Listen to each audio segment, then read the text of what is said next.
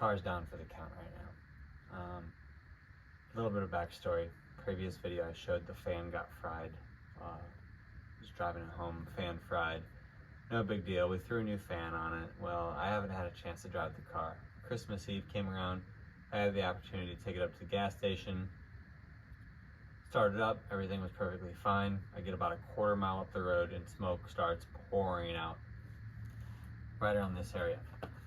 So I whipped a U-turn real quick, hauled ass home because I didn't know if the car was on fire or what. I don't have a fire extinguisher on the car, which I really need to get to. So my whole goal was get home before it busts into flames so that way I could put the fire out if it caught fire. I get home, shut it down, start looking around. Turns out the alternator let the smoke out. It fried.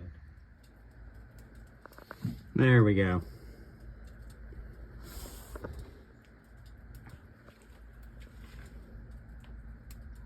So that sucked.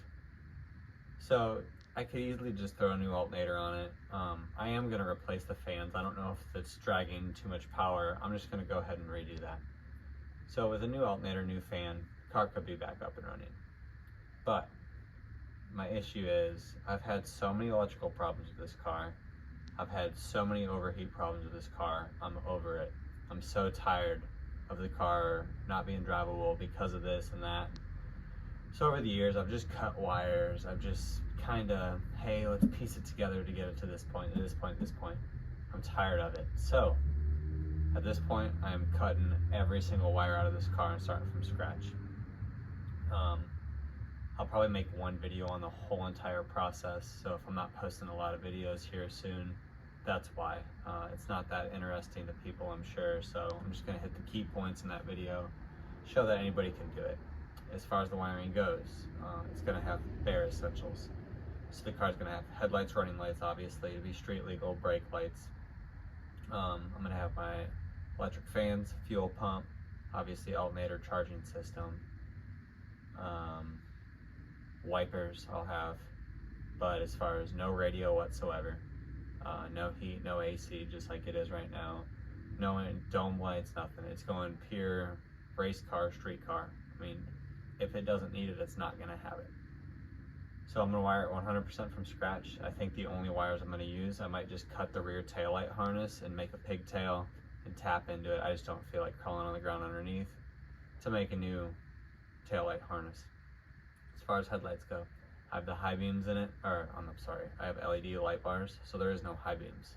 So I'm just wiring it all, one switch, turns all the lights on, and it can be driven on the road. So yeah, that's where we're at with it. It's kind of a bummer. I really planned on driving it a lot this winter, but like I said, it needs to be done, and it's just the time. I'm tired of always having to worry, is it gonna overheat, or is this gonna happen, is that gonna happen? The car's never left me stranded, but it's been pretty close. As far as the motor's completely healthy. Everything's healthy in the car. It's just little wiring gremlins. And I'll show you here in a second what I'm just talking about with the wiring on this car, and it's kind of a nightmare, and it's time to fix it. So obviously it was a factory car when I got it. There's no one to blame for the wiring but myself. It is what it is. Like I said, I pieced it together over time, but there's just a lot of loose ends. There's a whole harness down here. This was me messing around the other day when I let the smoke out of the alternator, as you could see in the video. But like this, all these do absolutely nothing. This, I don't even know what the hell this thing is. It just left it on the car. It is what it is. So like I said, we're gonna cut all that shit out of there. Do bare essentials. I'll show you the interior, what the plan is. As in one of my other videos I did post, none of my gauges work at all. None of them. Not fuel, nothing. My boost gauge obviously works. My tack works the tack works because I put those in, but speedometer's never worked since I got the car. So what we're gonna do there, we're gonna take the speedometer out, obviously, when we take all the wiring out. We're just gonna put a aluminum delete panel in there, and then I'm gonna put gauges in there eventually. But like, this is a budget car, so I don't want to dump a ton of money all at once. I'm gonna relocate the tack and the boost gauge. This panel here, once again, I'm gonna put an aluminum delete panel. Sorry, my wife's little air freshener. put aluminum delete panel, and that's where all my switches are going to be. All the switches to start, fans, fuel pump, wipers, headlights, everything's going there. As far as turn signals go in the car, I am going to wire in turn signals. Right now the car doesn't have turn signals. It hasn't had turn signals for a few years. The turn signal switch is no good, and I really don't feel like trying to fucking fix it. So we're just going to put a momentary toggle down here, so that way you can just hit it. Like I said, it's going for a street legal race car type thing. Eventually, I am going to replace the whole entire dashboard with like a Jegs aluminum dash. But that's later down the line.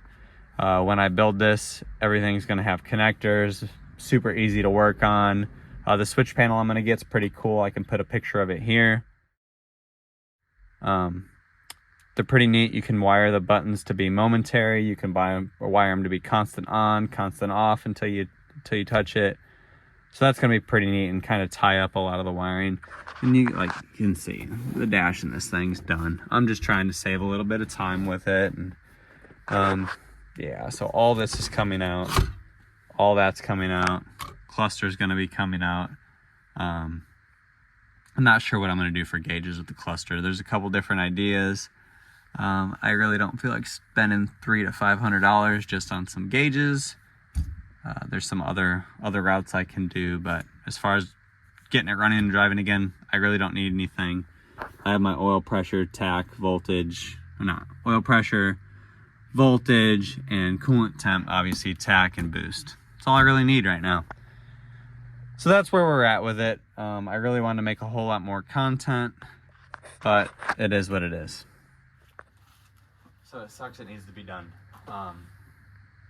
But I gotta do it. I'm tired. It's just, you get to that point and it's just time to fix the shit. Get this thing to where I can jump in it at any point in time and drive it to work like I'd like, or drive it down to Daytona, go to the VA. Anything I need to do. So yeah, a little bummed. I really wanted to make a bunch more videos before I got to this point, but it is what it is, and when it's done, hopefully I can start driving the hell out of it, making a bunch of videos, and maybe driving it 3, 4, or 5 times a week to work. When I first built the car, I probably drove it 4 times a week to and from work. So it's like a little 15-mile drive each way. And I want to get it back to that point because it was a really fun car. Me and my son, before my second son was born, me and my first son, when I built this thing, I strapped a little car seat in it. We drove all over. We went to the beach in this thing. We've been to Daytona International Speedway in it. That's what we did on the weekends. We'd jump in it, cruise around. He loved it. Now that I have a second son, we don't really get that opportunity because obviously there's only 2 seats and I can't throw 2 kids in there. So that kind of sucks. So yeah, that's where we're at with it, and hopefully we can get this thing going soon. I'm looking at probably a month and probably around $400 for the budget to get it all wired. And I do have a bunch of shit already from over the years of building other cars. As far as future stuff for the channel, I talked about many times in many other videos this other car I was supposed to get. So the story behind that goes, a customer of ours said, hey, I got this old car. We knew the car because we worked on it for many years.